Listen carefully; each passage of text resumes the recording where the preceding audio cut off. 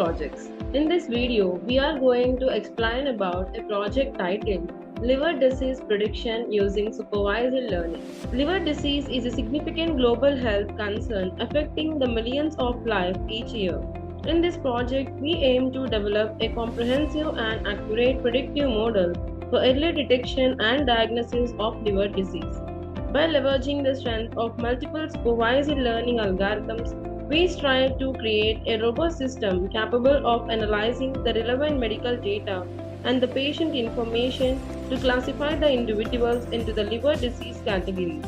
Through meticulous data processing, feature extraction, and model training, our project aspires to empower the healthcare professionals with the timely intervention and the personalized contributing to the improved liver disease management and the patient outcome.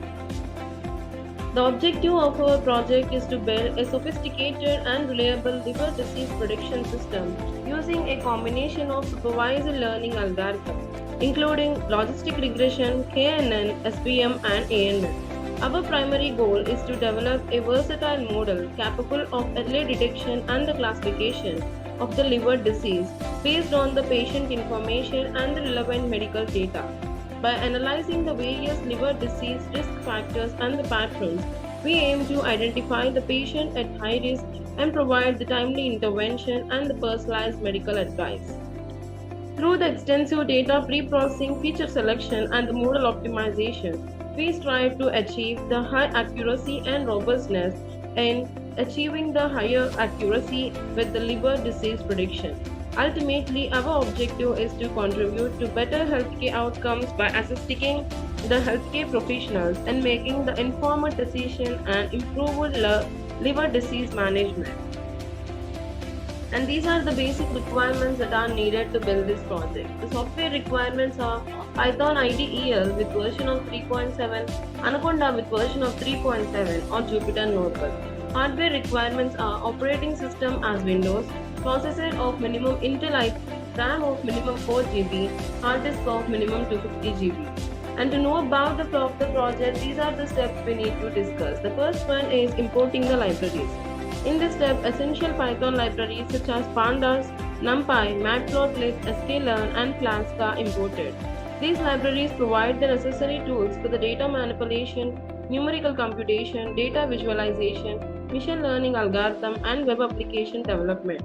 Well, the second one is importing the dataset. The dataset containing the liver disease related information, including the features like age, gender, direct bilirubin and alkaline phosphates, alanine, aspartate, total proteins, albumin, and the globulin ratio, and the corresponding liver disease diagnosis is imported. And the third one is removing the null values. The dataset is checked for any missing null values.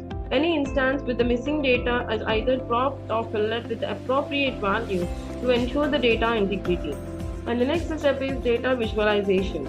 Data visualization techniques are employed to gain the insight into the dataset and understand the distribution of the features and the prevalence of the liver disease scale. Visualizations such as histogram, box plots, and bar charts are used to depict the characteristics of the data. And the next step is building the model. In this stage, various supervised learning algorithms are implemented. The first one is logistic regression. Logistic regression is a linear classification algorithm used for the binary classification tasks such as liver disease prediction. It models the relationship between the input feature and the probability of the patient having the liver disease. The algorithm uses a logistic function to map the output to the probability score between the 0 and 1. Logistic regression is interpretable, computationally efficient, and can provide the valuable insight into the feature importance. And the next one is KNN. It stands for the K nearest neighbor. Classify the data point based on the majority of class among their K nearest neighbor in the feature space. KNN is a non-parametric algorithm and is particularly useful when there are distinct clusters or the local patterns in the data. It can handle the non-linear relationship between the feature and is simple to implement it. And the next step is SVM. It stands for Support Vector Mission. is a powerful binary classification algorithm used for the liver disease prediction. It aims to find the hyperplane that best separates the liver disease case from the non-case in the feature space. SVM can handle the high-dimensional data and the non-linear relationship through the kernel function. And the next one is ANN. It stands for Artificial Neural Network, commonly referred to as ANN, is a deep learning model inspired by the human brain neural structure. ANN captured the complex relationship between the input feature, making it suitable for the liver disease prediction. It consists of multiple interconnected layers of neuron, including the input, hidden, and the output layers. ANN can handle the non-linear relationship and has the potential to achieve the high accuracy by learning the intricate pattern in the data. And the next step is accuracy comparison graph. A graph is generated to compare the accuracy of the different models, helping in identifying the most effective liver disease prediction approach. And the next step is training the model. The selected machine learning and the deep learning model are trained using the prepared dataset. The model learns from the feature and the corresponding liver disease label, creating a predictive model capable of classifying the liver disease case. And the next step is the user gives the input. A user-friendly web interface is developed using the Flask, allowing the user to input the relevant health information for the liver disease prediction. And the next step is the given input is pre-processed for prediction. The input provided by the user through the Flask interface is pre-processed, ensuring it matches the format used during the model training. Data cleaning and normalization are applied to the input data. And the next step is trained model is used for the prediction. The pre-processed user input is fed into the trained model. Each model predicts the likelihood of user having the liver disease based on the input feature. And the next one is final outcome is displayed. The predictions from the models are displayed on the Flask interface, providing the user with the insight into their liver disease risk. The final outcome facilitates the early detection whether the person is having the liver disease or not. And the execution of the project. To execute the project, first we need to open the code folder. And this is the code folder containing of various files within it. The static folder containing of the folders like of CSS, images, fonts, JavaScript file within it. And the template folder containing of HTML documents, typically including of home, index, notebook, results, sign-in and sign-up pages within it.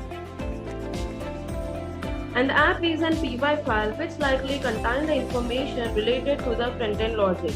It includes the code written in Python that handles the server-side operations such as processing the user request, interacting with the database, and generating the dynamic content that will be rendered in the HTML template. And this is the dataset that we used in this project.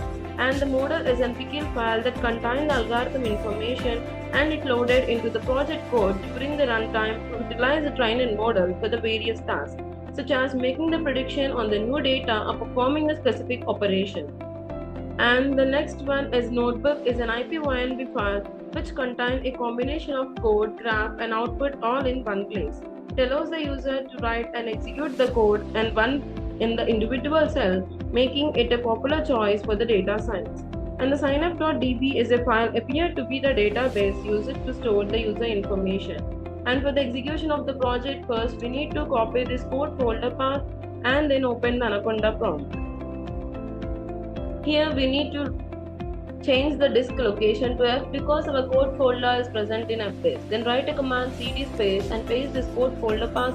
By this it will change the current directory to the code folder path, and then click on the enter button. Here we need to write a command that is python space app.py. By using this command, it will execute the Python script and perform the runtime check for any syntax errors or the logical issues. And then click on the enter button. After running this app.py file, the Flask framework will host the application locally at the default address like this. We need to copy this path and paste it on any of the web browser of our choice, and I prefer to use the Google Chrome. I'm pasting this link and then click on the enter button. Here we can see that this is the project file with of title within it, and then click on the sign up button. Here it will redirect it to the sign up page containing of some necessary details that are need to be filled with to create an account, but my account is already created, that's why I'm using the sign in button. Here it redirected to the sign in page containing of username and password, and we need to enter those details to log in within the site. And then click on the login button. Here it will redirect it to this index file containing of some input details that are need to be filled. I'm entering those details as of age 17, and the gender is male or female. Male means of it 1, and the total given bilirubin is of 0.9, and the direct bilirubin is of 0.3, and the alkaline phosphatase is of 202, and the aminotransferase is of 22, and aspartate aminotransferase is of 19, and the total proteins is of 7.4, and the albin is of 4.1, and the albin and globin ratio is of 1.2. And then click on the submit button. I'm entering some detail as wrong one. Doesn't enter the alkaline aminotransferase as of 22, and then click on the submit.